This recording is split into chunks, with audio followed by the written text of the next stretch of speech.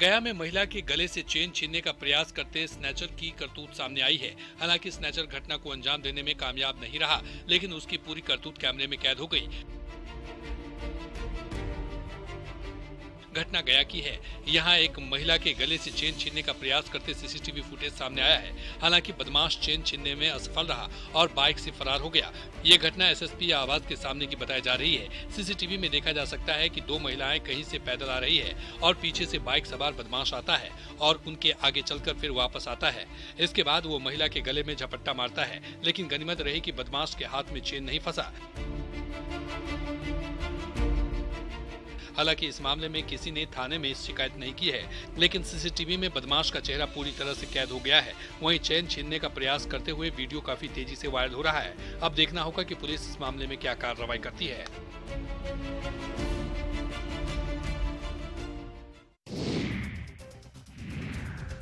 मुजफ्फरपुर में एक बड़ा हादसा टल गया। दरअसल मुजफ्फरपुर से ओराए जा रही एक बस अनियंत्रित होकर पलट गई। हादसे के बाद अफरा तफरी की स्थिति बन गई। हालांकि गनीमत ये रही कि इस घटना में किसी को गंभीर चोट नहीं लगी है। बताया जा रहा है कि करीब आधा दर्जन यात्रियों को मामूली चोट आई है। सभी को प्राथमिक उपचार के लिए अस्पताल भेज दिया गया है। प्रत्यक्षदर्शियों के अनुसार यह हादसा मुजफ्फरपुर के अहियारपुर थाना क्षेत्र के भिखनपुरा में NH 77 पर हुआ है। बताया जा रहा है कि ब्रेक पर नियंत्रण को खोने और चक्का फटने के कारण यह हादसा हुआ है। घटना में करीब आधा दर्जन लोगों को चोटें आई है। सभी को अस्पताल भेज दिया गया है। इस हादसे के बाद मौके पर जाम के हालात बन गए हैं। बड़ी संख्या में लोग घटनास्थल पर इकट्ठा हो गए। वहीं सूचना के बाद मौके पर अहियारपुर थाने की पुलिस पहुंची और यातायात को फिर से शुरू करवाया।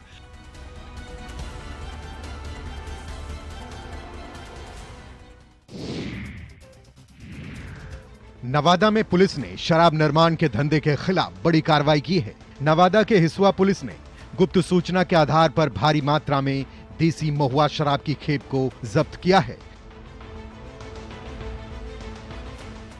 पुलिस ने स्कॉर्पियो से 325 लीटर देसी महुआ शराब बरामद की है।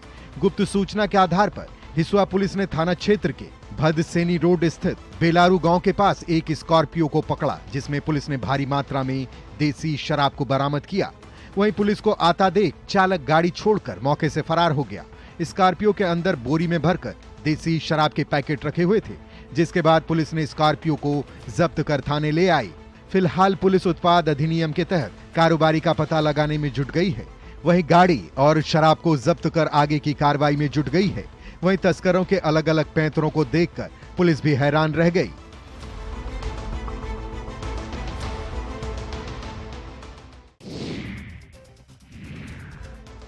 बिहार में शराब तस्कर नए नए तरीके अपनाकर शराब की तस्करी कर रहे हैं। कैमूर में चांद थाना क्षेत्र अंतर्गत किलनी नहर के पास वाहन जांच के दौरान पुलिस ने एक एम्बुलेंस से भारी मात्रा में अंग्रेजी शराब बरामद की है। इस मामले में पुलिस ने एम्बुलेंस चालक को गिरफ्तार कर लिया। गिरफ्तार एम्बुलेंस चालक सासाराम के गायघाट का सुनील चौधरी बताया जा रहा है। मिली जानकारी के अनुसार चांद थाना अंतर्गत किलनी नहर के पास एक एम्बुलेंस में मरीज की जगह शराब मिली। एम्बुलेंस से शराब की खेप यूपी से बिहार भेजी जा रही थी। इसी दौरान पुलिस को गुप्त सूचना मिली कि जिसके बाद पुलिस अलर्ट हो गई। इस बीच यूपी की तरफ से आ रही सायरन बजाती हुई एक एम्बुलेंस को रोककर जाँच की गयी तो 408 बोतल अंग्रेजी शराब बरामद हुई। पुलिस ने कार्रवाई करते हुए एम्बुलेंस चालक को गिरफ्तार कर लिया है। वहीं पुलिस ने शराब सहित एम्बुलेंस को जब्त कर लिया है।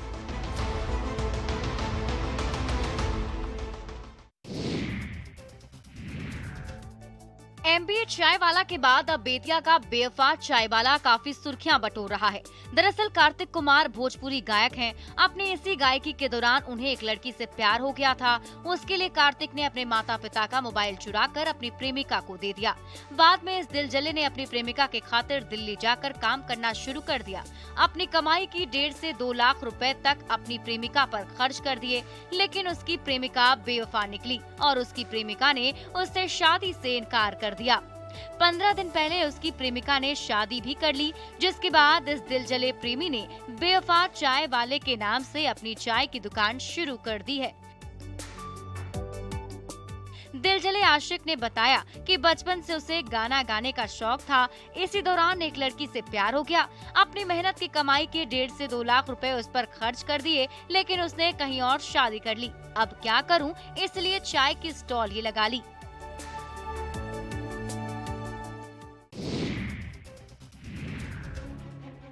गोड्डा पथरगामा चौक के पास ठेले पर चाउमीन का स्टॉल लगाने वाला युवा की चर्चा इन दिनों खूब हो रही है। दरअसल युवक ने अपनी दुकान का नाम शिक्षित बेरोजगार चाट चाउमीन वाला रखा है।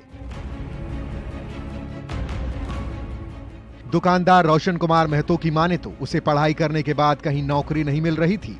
इस वजह से उसने आत्मनिर्भर बनने का प्रयास किया। दुकानदार रोशन कुमार का कहना है कि सरकारी नौकरी में तो बहुत ही कम मौके मिल रहे हैं और जब प्राइवेट में भी लोगों को नौकरी देने की बात कही जाती है, लेकिन उसमें भी बहुत कुछ लोगों के हाथ नहीं लगता, जिस वजह से उसने ठाना कि अब खुद ही स्वावलंबी बन जाएं।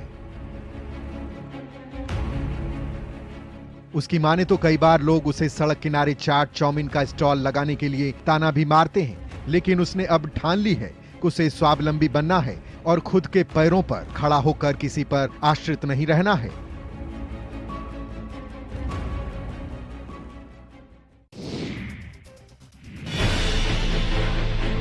कटिहार में श्राद्ध के भोज में शामिल लोग फूड पॉइजनिंग के शिकार हो गए। लगभग 1 से 150 लोग बीमार हो गए, जिनका गांव के स्कूल में मेडिकल कैंप लगाकर इलाज किया जा रहा है।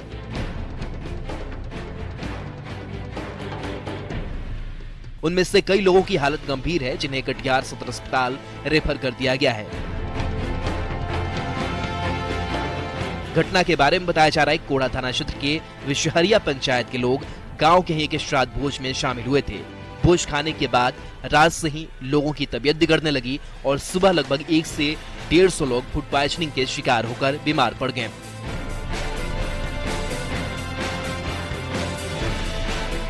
प्रशासन की सूचना के बाद आनन फानन में मेडिकल टीम ने पहुंचकर गांव के स्कूल में ही लोगों का इलाज शुरू कर दिया। फिलहाल हालात नियंत्रण में हैं, लेकिन जो लोग गंभीर रूप से बीमार हैं, उन्हें बेहतर इलाज के लिए सदर अस्पताल रेफर किया गया है, जहां उन लोगों का इलाज जारी है।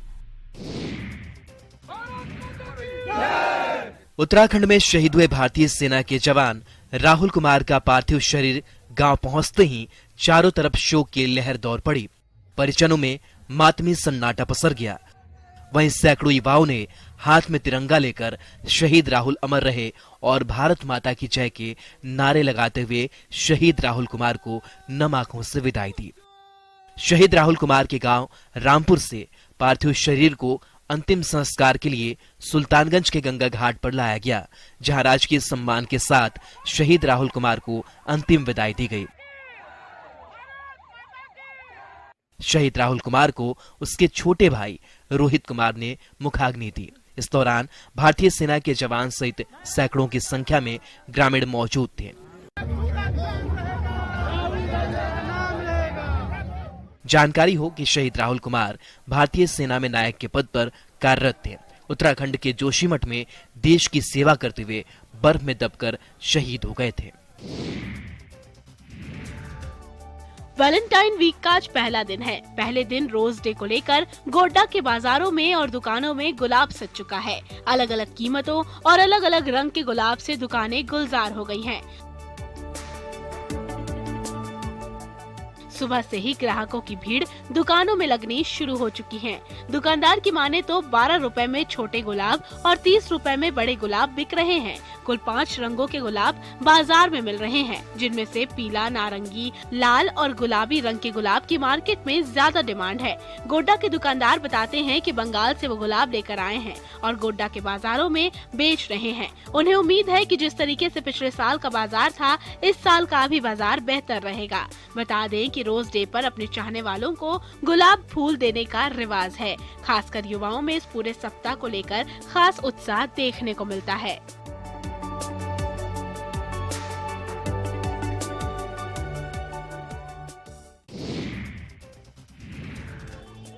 आपने लाफिंग बुद्धा की मूर्ति तो देखी होगी, लेकिन आज हम आपको एक जीते जागते लाफिंग बुद्धा के बारे में बताने जा रहे हैं।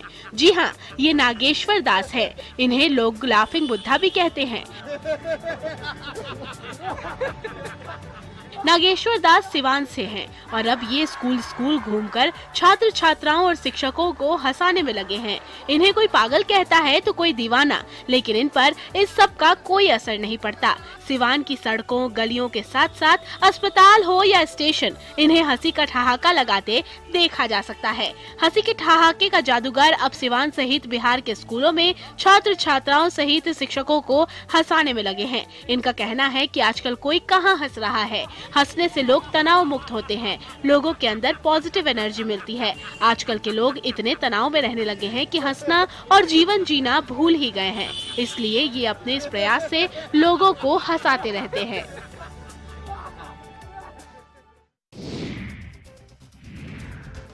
नवादा के प्रजातंत्र चौक के पास चल रहा एंग्लो संस्कृत विद्यालय आज अपनी बदहाली पर आंसू बहा रहा है। स्कूल की हालत देखकर अंदाजा लगाया जा सकता है कि किस तरह से इसकी अनदेखी हुई है।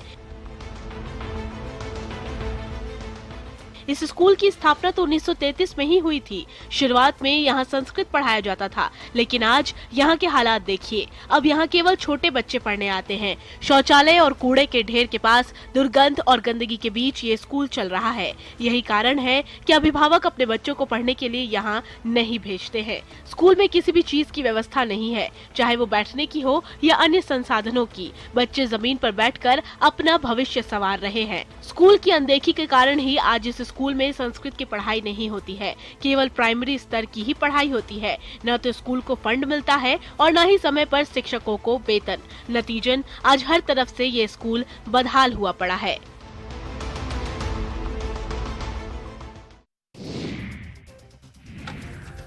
ढेंकी का चलन अब समाप्त हो चुका है। एक जमाना था जब धान, चावल, गेहूं और मकई समेत कई अनाजों की कुटाई के लिए लोग ढेंकी पर निर्भर थे। लेकिन समय बदलने के साथ ही ढेंकी की जगह अब बड़ी बड़ी मशीनों ने ले ली। इसके बाद ढेंकी अपनी प्रासंगिकता खोने के साथ साथ विलुप्त होती चली गई। गांवों में अब ढेंकी के धम धम की आवाज सुनाई नहीं देती। लेकिन गिरिडीह के देवरी प्रखंड के सुदूरवर्ती आदिवासी गांव भतुरायडीह में एक ऐसी जगह है जहां पर ढेंकी का इस्तेमाल आज भी किया जा रहा है। आधुनिक मिक्सर ग्राइंडर और बड़ी बड़ी मशीनों की जगह आज भी यहाँ के लोग ढेंकी का इस्तेमाल करते हैं। इस ढेंकी से सिर्फ धान ही नहीं बल्कि चावल, गेहूं, उड़द दाल और मकई समेत कई अनाजों की कुटाई होती है। लोगों का कहना है कि ढेंकी वाले अनाजों का स्वाद ही अलग होता है। खाने के बाद मन संतुष्ट हो जाता है और रोग प्रतिरोधी क्षमता भी बढ़ती है।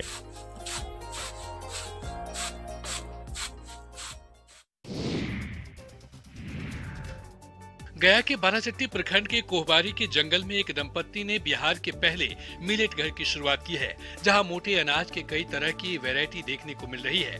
दरअसल कोहबारी गांव के एक दंपत्ति अनिल और रेखा सोहदाय आश्रम चलाते हैं। इसी सोहदाय समूह की ओर से बाराचट्टी में एक प्रयास शुरू किया गया है, जिससे मोटे अनाज को लोगों की थाली तक पहुंचाने की मुहिम शुरू की गई है। लोगों को स्वस्थ जीवन जीने की ओर बढ़ने की प्रवृत्ति से रूबरू कराया जा रहा है। मिलेट घर में मड़ुआ, कोयनी, कुटवी सावा, मोटे अनाज जैसे अनाज रखे हुए हैं। वहीं मनकोकी, अलसी, राम तेल, सफेद तिल आदि से बने खाद्य पदार्थ और व्यंजन, ठकुआ, नीम के लड्डू, हलवा, बर्फी और बिस्कुट आदि उपलब्ध है। वहीं हर्बल चाय, घरेलू औषधि के अलावा 113 तरह के देसी बीज को भी रखा गया है। अनिल और रेखा बताती है कि लोग मोटे अनाज का सेवन कर अपने को स्वस्थ रख सकेंगे। इसको लेकर जागरूक करने का भी प्रयास किया जा रहा है।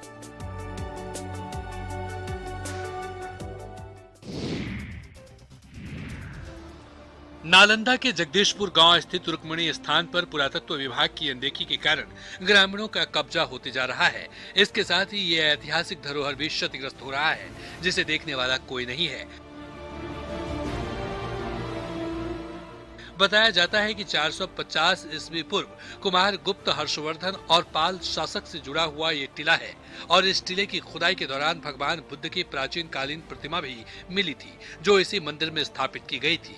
इसके अलावा स्तूप, 1 दर्जन से अधिक कमरे, गलियारा, मिट्टी के बर्तन मिले थे। उसके बाद भी इस टिला को पुरातत्व विभाग सुरक्षित रखने में असमर्थ है। मेंटेन नहीं किए जाने के कारण ये जगह अब खंडहर में तब्दील हो गई है। ऐतिहासिक महत्व रखने वाली इस जगह पर साफ सफाई तक नहीं की जाती है, जिसका नतीजा है कि यहाँ जगह जगह घास उगाई है। रुक्मिणी स्थान की ये बदहाली देखकर पुरातत्व विभाग की कार्यशैली पर कई सवाल खड़े हो रहे हैं।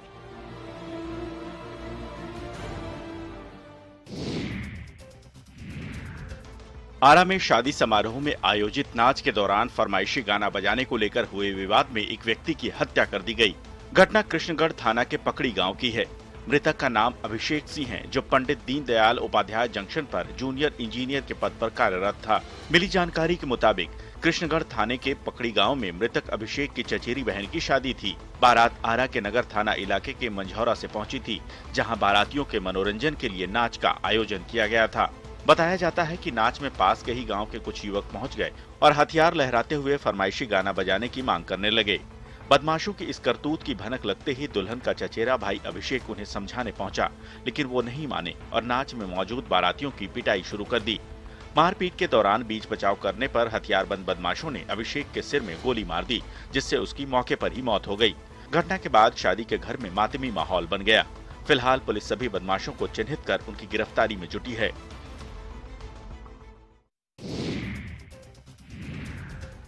पुलिस की सख्ती के बावजूद लोगों द्वारा हथियार लहराने की घटनाएं कम नहीं हो रही है। एक ऐसा ही वीडियो इन दिनों वायरल हो रहा है, जिसमें बीच सड़क पर कुछ लोग शराब पी रहे हैं और हथियार लहराते हुए थिरकते हुए नजर आ रहे हैं।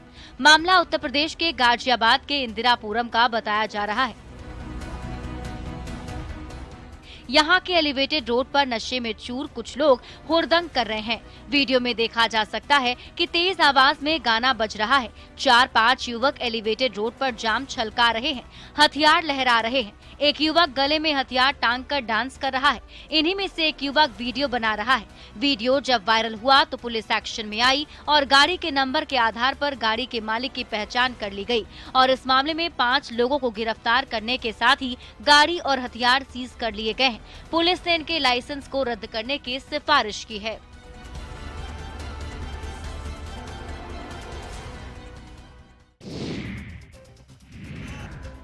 भरे बाजार लड़की और महिलाओं के साथ छींटाकसी करना एक युवक को भारी पड़ गया। इस मरम्मत के बाद तो वो क्या, उसके आने वाली पीढ़ियां भी शायद इस तरह की हरकत करने की सोचे। मामला उत्तर प्रदेश के लखीमपुर खीरी के थरवनगंज बाजार का है, जहां पर एक युवक बाजार में आने वाली और जाने वाली महिला लड़कियों के साथ छींटाकसी कर रहा था। काफी देर तक ऐसे ही महिलाओं को परेशान करता रहा। लोगों ने युवक को मना भी किया, लेकिन वो अपनी हरकतों से बाज नहीं आया। उसके बाद बाजार में मौजूद लोगों ने युवक को पकड़कर जूते चप्पलों से जमकर पिटाई कर दी। इसके बाद पुलिस को बुलाकर मनचले युवक को पुलिस को सौंप दिया गया। युवक के पिटाई का वीडियो किसी शख्स ने अपने मोबाइल से बनाकर सोशल मीडिया पर वायरल कर दिया। उम्मीद करते हैं कि इस पिटाई से युवक आगे से ऐसी हरकत नहीं करेगा। अगर पिटाई से भी वो नहीं बदला तो शायद घर वालों द्वारा इस वीडियो को देखने के बाद उनके तानों से सुधर जाए।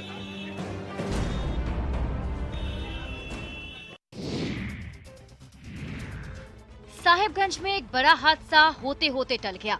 दरअसल राजमहल राजकीय माघी मेला में तारा माछी झूले का एक डाला की एक तरफ की कड़ी टूट गई, जिसके बाद मेला परिसर में अफरा तफरी मच गई।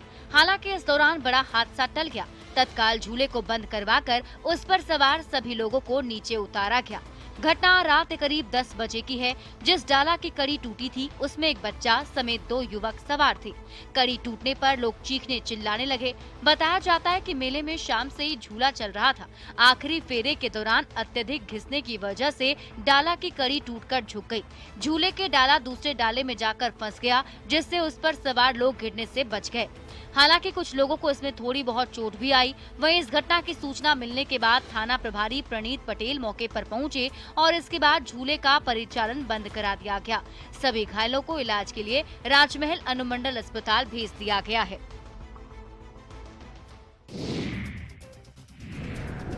कहावत है, पानी में रहकर मगरमच्छ से बैर। इसका मतलब है कि पानी में रहकर भला मगरमच्छ से दुश्मनी कौन करता है, क्योंकि मगरमच्छ पानी की दुनिया का सबसे खतरनाक शिकारी है, जिसके जबड़ों से बचकर निकल पाना मुश्किल ही नहीं, नामुमकिन है। इस वजह से ज्यादातर जानवर अपनी जान बचाने के लिए मगरमच्छ से दूर ही रहते हैं। लेकिन मगरमच्छ भी कुछ जानवरों से डरते हैं, जैसे कि वो भैंसों से दूर ही रहते हैं। सोशल मीडिया पर जंगल का एक वीडियो वायरल हो रहा है, जिसमें एक मगरमच्छ को एक बड़ी भैंस पर हमला करते देखा जा सकता है। वायरल वीडियो में आप दोनों के बीच जबरदस्त भिड़ंत देख सकते हैं। इस दौरान भैंस का कोई भी साथी उसकी मदद करने के लिए नहीं आता। एक बार तो लगता है जैसे मगरमच्छ ही जीतेगा और भैंस को पानी में खींच ले जाएगा, लेकिन भैंस हार नहीं मानती और मगरमच्छ को खींचकर पानी से बाहर ले आती है। दोनों के बीच काफी देर तक खींचातानी चलती है। फिर मगरमच्छ भैंस को छोड़कर पानी में वापस भाग जाता है।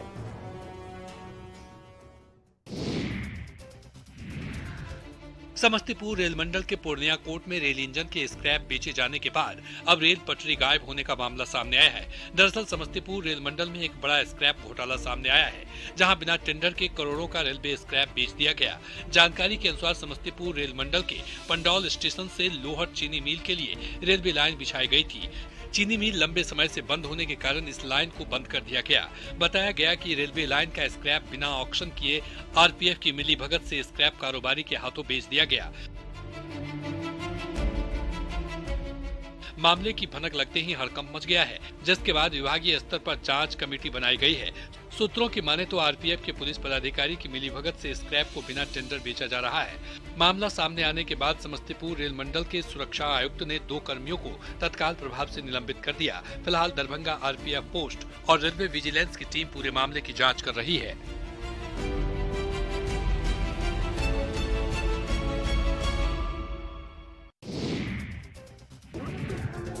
भागलपुर के गोनू बाबा धाम मंदिर में माघ पूर्णिमा के अवसर पर मेला का आयोजन किया गया। इस मेले में सबसे आकर्षण का केंद्र रहा पहलवानों का अखाड़ा।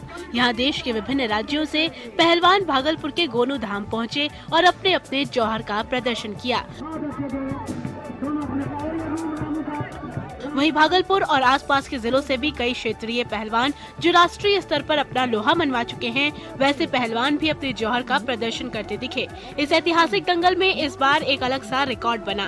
देश के विभिन्न जगहों से पहलवान अपनी कुश्ती का जौहर दिखाने पहुंचे थे, लेकिन आखिरकार गोरखपुर अयोध्या के बजरंगी पहलवान को फाइनल में भागलपुर का युवा गौतम पहलवान पटखनी मारकर विजेता घोषित हुआ। बता दें कि आजादी के पहले से यहाँ पहलवान अपनी पहलवानी का करतब दिखाते आ रहे हैं। देश का ऐसा कोई राज्य नहीं है जहां के पहलवान यहां अपना करतब न दिखाए हो। इस दंगल को देखने के लिए लाखों की संख्या में लोगों की भीड़ लगती है।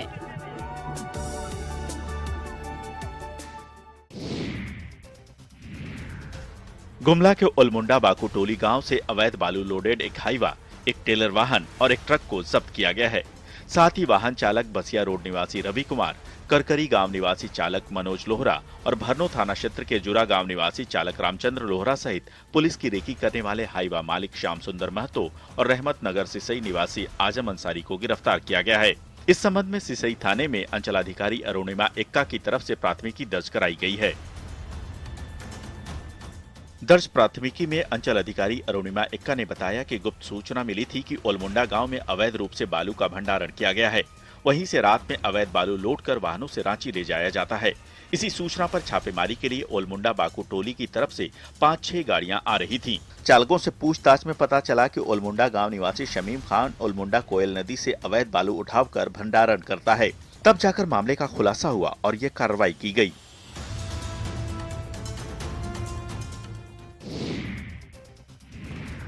गुमला के चैनपुर प्रखंड में अवैध पत्थर खनन का काम जोर शोर से चल रहा है। तस्कर बेखौफ होकर जंगलों से पत्थर तोड़वाकर ट्रैक्टर से ढुलाई कर रहे हैं। मनरेगा योजनाओं में और पथ निर्माण में बेखौफ होकर इसकी सप्लाई कर रहे हैं।